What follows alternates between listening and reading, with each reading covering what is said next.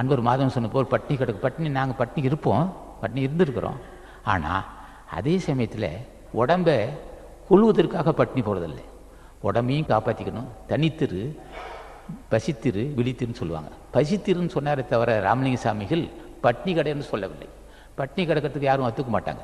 அப்போ பட்டினி கிடக்கக்கூடாது, உடம்பையும் காப்பாற்றிக்கணும். உடம்பையும் இது விஷத்தன்மையான உணவு, இந்த புலால் உண்ணுதல், மிகுதி உணவு, இரவு நேரத்தில் அதிக நேரம் தூங்காமல் இருக்கிறது, மலச்சிக்கலை புரிந்து கொள்ளுதல், இதெல்லாம் தெரிஞ்சுக்கணும். ஒருத்தன் இந்த துறைக்கு வர மக்கள் அளவோடு சாப்பிடணும், அளவோடு தூங்கணும், இலவு சினிமா பார்க்கக்கூடாது, டிவி பார்க்கக்கூடாது. அப்படி முறையோடு உடம்பை காப்பாற்றி வரணும். நல்ல ஆரோக்கியமாக உடம்பை வச்சுக்கணும். அப்போ ஆரோக்கியமாக வச்சுருந்தா தான் நீடி ஆயுள் கிடைக்கும். இல்லைன்னா பட்டினி கிடந்தால் என்ன ஆகும்னு சொன்னால் உடனே மலச்சிக்கல் வரும், பட்டினி கிடக்கிறவங்க செத்து போவான். ஆகவே இவங்க நல்லா சாப்பிடுவாங்க.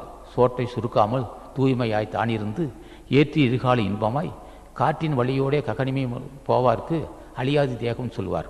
அப்போது பட்டினி கிடக்கக்கூடாது. சாந்தமான சைவ உணவு சாப்பிட வேண்டும். சைவ உணவு அளந்து சாப்பிட வேண்டும், அளந்து பேச வேண்டும், அளந்து தூங்க வேண்டும். ரொம்ப அதிகமான ஆரவாரம் செய்யக்கூடாது. பரிபக்குவமாக இருந்து அடக்கமாக இருந்தே பூஜை செய்து தன்னை காப்பாற்றிக் கொள்ள வேண்டும்.